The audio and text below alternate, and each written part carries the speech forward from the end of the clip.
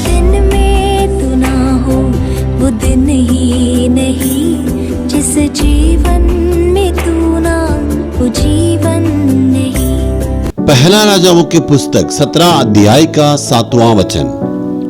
कुछ दिनों के बाद उस देश में वर्षा न होने के कारण नाला सूख गया। एलिया परमेश्वर के लिए जिया, प्रार्थना करने वाला, प्रभु की आज्ञा मान के आहाब के सामने हिम्मत से बात किया। परमेश्वर की बात को मान के कैरित नदी पर आने वाला एक भविष्यवक्ता, प्रार्थना का सूरवीर, इतने होने के बावजूद भी परमेश्वर ने सूचना नहीं दिया। बिना जानकारी से ये कैरित नदी जो है सूख गया। क्यों इस प्रकार होना है?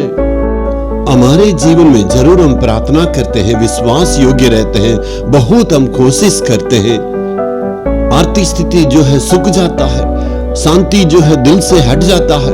कैरित नदी जैसे सूखता है वैसा हमारा जीवन भी सूख जाता है। हमारी जानकारी के बिना बहुत सारे घटनाएं जब होती है तब परमेश्वर से हम प्रश्न पूछते हैं, क्यों ऐसे होता है?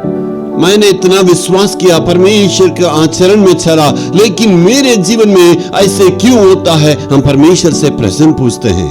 एलिया के जीवन में हुआ था। परमेश्वर के विश्वास करने वाले मेरे प्यारों, हमारा परिस्थिति ऐसे एक समान नहीं रहता। परमेश्वर ऐसे अनुमति नहीं देता।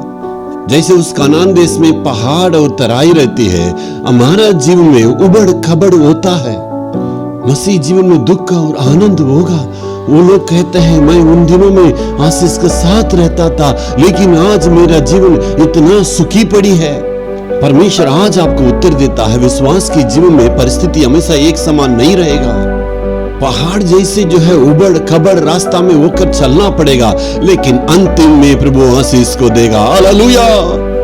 उस कैरित नदी को परमेश्वर क्यों सूखने दिया? एलिया का नजर उस नदी पर हमेशा नहीं रहना है।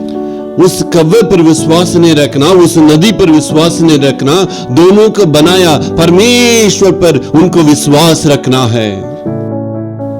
उसके जीवन में परीक्षा को देखिए। एक अच्छा परमेश्वर का दास, चाहे नदी कितना भी सूख जाए, कव्वा आए ना आए, लेकिन परमेश्वर पर उन्होंने दृढ़ विश्वास को रखकर परमेश्वर की हुक्म के लिए उस कैरित पर उन्होंने इंतजार किया। इसलिए मेरे प्यारों, आपका नजर ना पैसा पर, ना मनुष्यों को पर, ना परिस्थिति के ऊपर, ये सारा चीज को जो बनाया उस परमेश्वर को ऊपर होना चाहिए। ऐसे रहने से आपका विश्वास की कमी नहीं होगी। उस 17 अध्याय के 7 और 8 9 वचन को पढ़िएगा। एलिया वहीं पर रहा, उसका विश्वास ठंडा नहीं हुआ। इसलिए परमेश्वर जहां कहता है आपको वहीं पर रहना है। इसलिए परमेश्वर आपको शर्मिंदा होने के लिए कभी भी नहीं छोड़ेंगे। आपके विश्वास के लिए प्रतिफल मिलेगा।